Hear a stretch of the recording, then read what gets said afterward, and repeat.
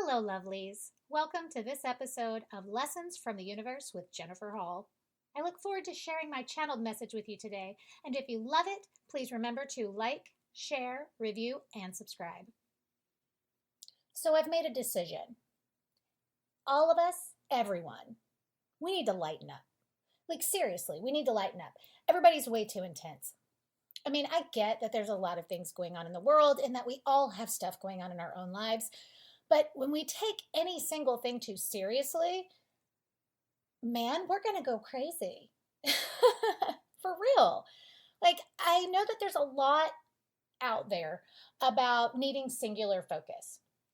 And that's great if you have a particular goal and you don't go into the dark about it. Okay? When we focus too hard on any one thing, we can get mental. You know, when I say that, I don't mean like crazy. I mean, we can flip it on its end and start going to the negative, right? Instead of thinking about success, we end up thinking about somebody, thwarting our efforts or whatever. It's crazy. And what happens when we think about any one thing too long and it gets too intense is our brain starts to jump around.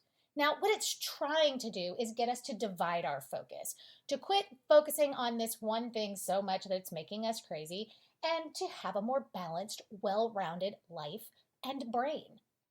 But a lot of people manifest what feels and looks and is often diagnosed as ADD. And it's actually just the brain trying really, really hard to protect you. It's saying, I'm going to quit thinking about one thing to hopefully get you to quit thinking about one thing, right? Now, this happens, to be clear, before anybody gets upset with me, I get it. Sometimes it is chemical, for sure. Sometimes it is whatever, right? Science. Sometimes it is for real, your brain trying to protect you. If I had a nickel for every child, student that I knew that developed ADD after some kind of tragedy, the loss of a parent or whatever, right? I'd have at least a whole dollar. Okay. This is very, very common. And when you actually teach that child or adult that they can tell their brain, I know how to think about more than one thing. I do not have to focus on one thing anymore. I don't need this kind of thinking to protect me. Those symptoms that look like ADD get smaller and smaller and smaller and eventually go away, assuming people don't go back to the same old behavior, right? Your brain is telling you, choose to have multiple things to focus on. So if focusing on work makes you crazy, if you're just thinking about not getting the promotion or getting fired or somebody out to get you or whatever it is, if you're thinking everybody's thinking about you, you're too worried about that one thing. I mean, unless you're not doing a good job and you're not trying, right? That's a different story, different episode. But if you're going in and you're doing your job and you're still anxious about it, you need to have something else that is equally, if not more important than that in your world. Now, if you're already telling me, well, I've got work and family, okay, great. Do you have balanced thinking about that? Do you have healthy thinking about that? Or do you have a tendency to go into anxiety or concern, worry, whatever, right? If so, add something else to your list of things that matter to you, right? And if you're bombarded by things, remove some stuff, right? Like, this doesn't have to be important if it's not important, whatever this happens to be. Now, a real simple example of something that is a very controllable thought and goal is actually health and fitness, because either you exercise or you don't, either you eat right or you don't, you do have control over that, right? So it's actually, despite the fact that people tell them it makes them crazy, it's actually quite a simple thing to choose. And then just to be okay with what you choose. If you choose to eat the cake, you choose to eat the cake, right? Cause and effect, whatever. But you can be very clear when you're thinking about that. It's a yes, a no, a cause and effect, a choice. And there's not as many factors to it, right? It's kind of simple. Eat the dessert or don't, right? Pay attention or don't. I just talked to someone yesterday. She goes out to eat for every single meal, and she was eating a dessert every single night, not thinking that it could be horrific, right? One of the places they go at least once a week, the dessert that she was getting had 1,900 calories. A woman her size should not be eating much more than 1,900 calories in a day. Well, that's self sabotage because she was too busy thinking about her children and her husband and her work. And she wasn't thinking about her health. In the meantime, by not having that one extra goal, that other division of thought, she was obsessed, right? She was worried about what her family was doing all the time and their mental health and their physical health. And she was worried about her job and failing at her project. When if she had just allowed herself to open herself up and have this one more area to think about, she wouldn't have gone in the dark about those things. Are you following me? We need to lighten up. We need to quit thinking about one thing all the time. You need to ask yourself, how does this thinking serve me? If it doesn't, change it. It is that simple. It may take effort at first, right? It's training your brain the same way you train a dog or a child or anything else, right? You may have to put up a sticky note to remind you. That's okay. Do what it takes. Change your thinking. How does this thinking serve me? Kiss the frog and turn it into a prince, right? So I'm worried too much about what people think about me.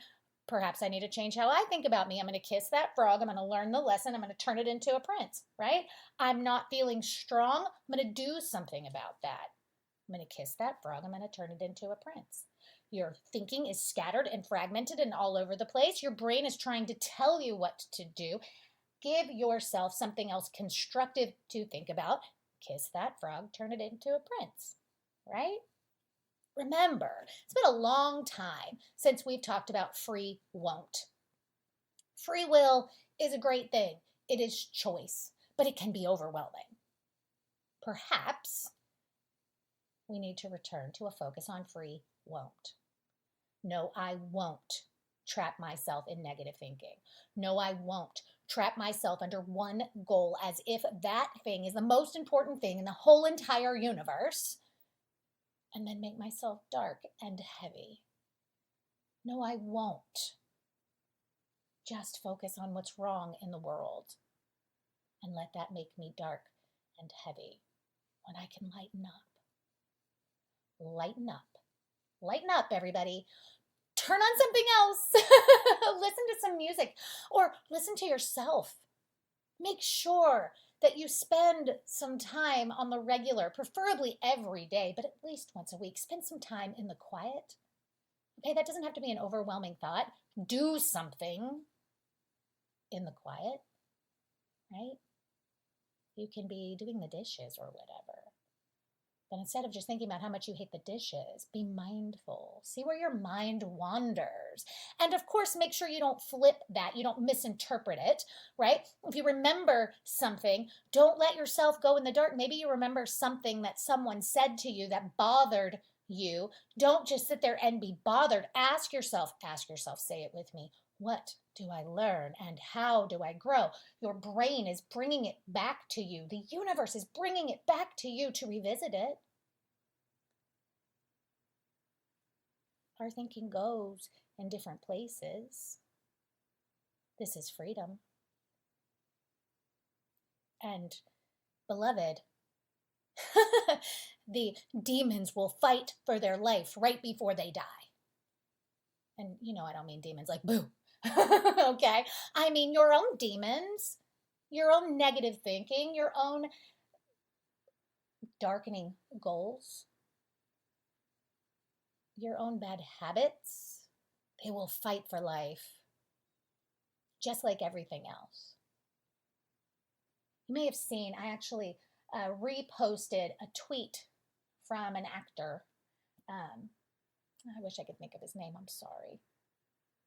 But it said that despite the fact that it looks like racism is growing in our country, that what it is actually doing is fighting for its life because it is being smothered.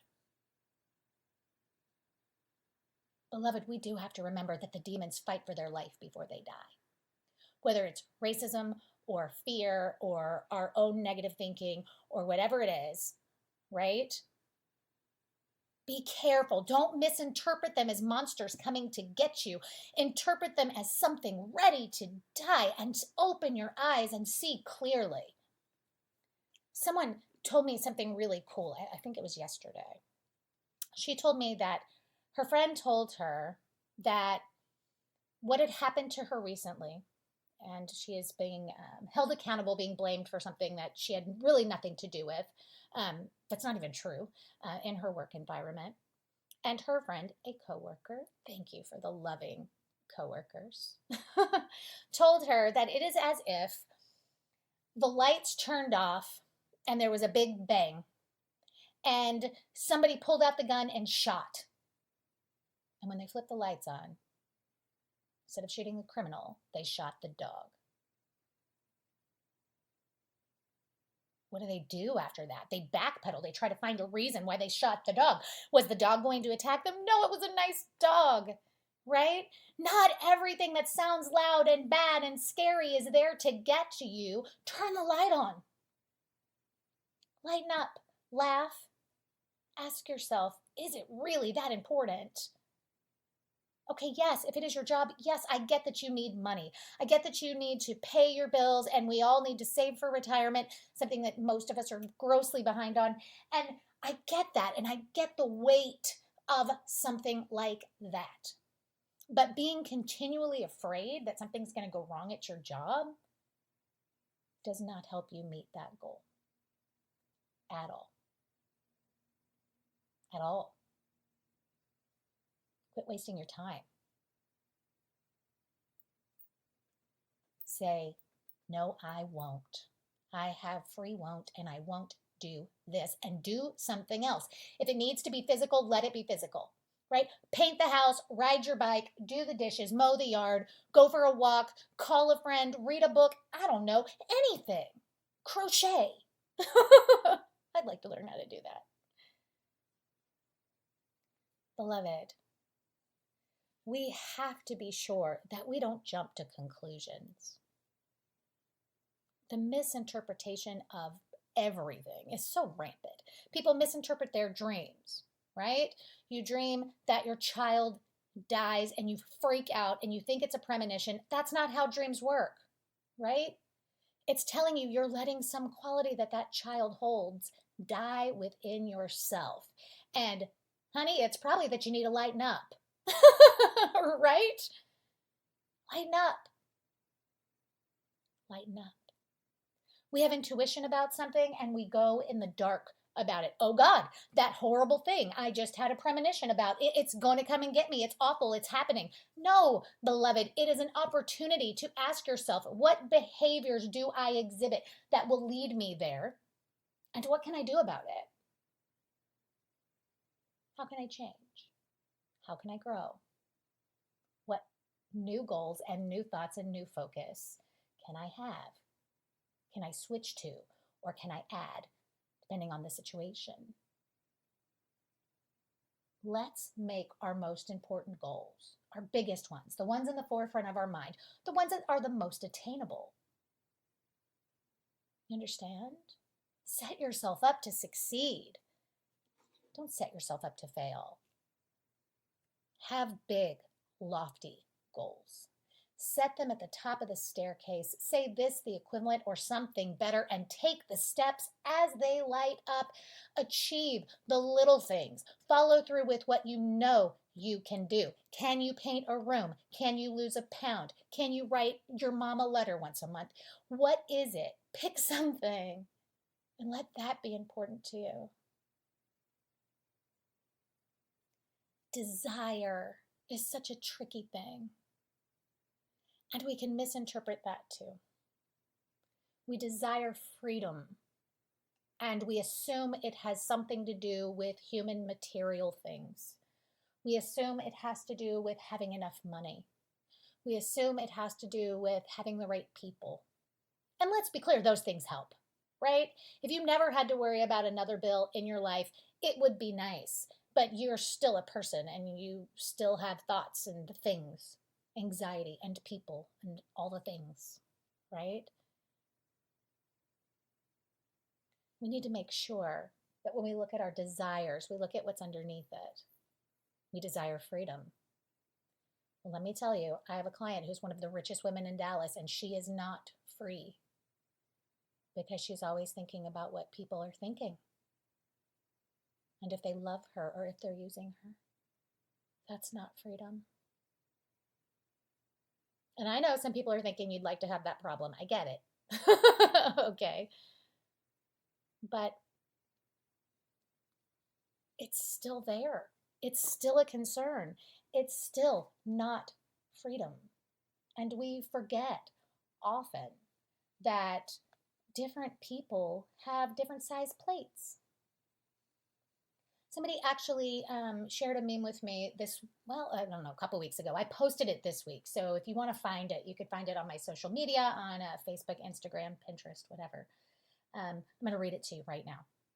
It says, maybe you think someone doesn't have a lot on their plate compared to you, but maybe their plate is smaller than yours and doesn't have a lot of room to begin with. Or maybe their plate is paper and their flimsy paper plate can't hold as much as your sturdy ceramic plate can. Don't expect other people to view things, problems, incidences the same way you do. Maybe they have a bigger plate than you. Some people have a really big plate and they can handle a lot until they can't, right? And some people can't handle very much at all, and that's okay. That has to do with circumstances beyond our understanding, beyond our control, and it's okay. We have to quit being so judgmental. We have to quit letting that thing that we're thinking about be everybody else and make it a goal that we can actually have for us. Understand? Remember, you don't have to just choose. You also have to think, right? You have to think about what you're choosing. You have to train those thoughts and shape them and grow them and do whatever it takes to do that. You can make a vision board. You can make a sticky note. You can have a friend promise to ask you once a week. You can do all kinds of things. Calendar. I started with a calendar. Have I told you all that? I put the things on a calendar and I said that this calendar is my Bible, right? And I would put the things that were my goals, no matter what it was. And I would not let anybody or anything take that time because I had already made it for that, whether it was to think about a goal, to pursue it, to go to Target, whatever it was. And I still do that sometimes. I don't have to lean on it as much because what it was a tool to help me shape my focus and my thinking, to divide my time in a healthier way. And you can do that too. And you can kiss the frog and make it beautiful, even if it stays a frog, right? Like, let's look at things differently. They don't always have to completely change into something else now, do they? Sometimes we can see them with new eyes. A welcome distraction, a welcome challenge, a chance to learn.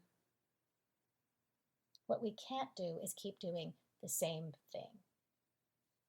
We have to remember to tell ourselves, no, I won't. I won't react in the same old way. I won't wallow in fear. I won't be swayed by the behaviors and actions of other people or what I perceive their reactions should be. I will not give in to pain or to the promise of pleasure. I choose. I accept. I claim the power to ignite a new passion and directive into my life. I will remove what I won't until I discover what I will. If you don't give yourself a chance to view other goals and other priorities, you'll never get to figure out what is the thing, what is the focus that gives you clarity. And then all the other things fall into place. So explore, beloved. Don't just keep staring at the same old thing. Because in the end, we all really need to lighten up. If we lighten up, the world will too. It's the 100th monkey, remember? When there's enough of us, we tip the scales, and the effort will be worth it. Until next time, beloved, namaste. Hi beauties, my name is Megan, and I couldn't pass up an opportunity to share who Jennifer Hall really is with all of you. Jennifer is a gifted woman who loves to share the tips and tricks of mastering lessons from the universe through real-life experiences. When I found Jennifer about 2 years ago, I did not know what to expect. My past conditioning had me fearing psychics and avoiding them, and that was something I overcame within my first conversation with Jennifer. She has no desire to control you or make decisions for you, but she will tell you what's best for your highest good, and it's up to you to do the work or not. It's very common for people to seek out a psychic to read the future, and sure, it's human nature to want to know what we don't know, to find the certainty in life. But what you actually get through Jennifer is so much deeper than knowing with certainty. It's really about how to grow through the uncertainty and embrace the power each of us hold deep within our own sovereignty and untapped gifts. Jennifer has helped me grow through many lessons in life. Relationship lessons with my husband of 15 years, my gifted and stubborn children, career lessons that involved overcoming complacency and dealing with difficult bosses, and of course, lessons for my spiritual growth and tapping into and embodying my own authenticity. Her podcast, Lessons from the Universe, is food for the soul. It is channeled wisdom, and it is personal wisdom that she picked up as she learned and grew into who she is today. Jennifer is well known and sought out. I have people from all over the world reaching out to me to provide a referral to her so that she can speak with them and they're able to meet her. This podcast makes it possible for people all over the world to receive her messages and receive the love that she pours into the collective. If you aren't a patron today, please consider becoming one and donating as much as $1 per month. If all of her beloved fans donated just $1, it would make an amazing impact on her offerings to the world. I meet with Jennifer monthly, and I'm also a patron because I believe so much in the lessons from the universe. And I have witnessed the beauty in learning and growing, the beauty in overcoming and smashing the many bubbles of conditioning that I succumbed to in my past. I have a new, more powerful story, and a big part of this story is embracing lessons from the universe. Your story will continue to change, and your donations will help many others change their stories across the globe, allowing the story of the collective to change for the best as well. If you love and live through the lessons from the universe as much as I do, like, share, and become a patron, and watch lessons from the universe take the rest of the world by surprise in the best ways possible. Sending light and love to all of you. Namaste. Thank you for joining me for this episode of Lessons from the Universe with Jennifer Hall. If you haven't already, I want to personally invite you to come out and find me on social media and at my webpage, psychicjenniferhall.com. If you are inspired by the podcast and want more content, consider clicking that patron button on Podbean, or you can support the show at paypal.me/Universal Lessons LLC, or by visiting our swag shop at spreadshirt.com. You can find the direct link on my Facebook page and my webpage.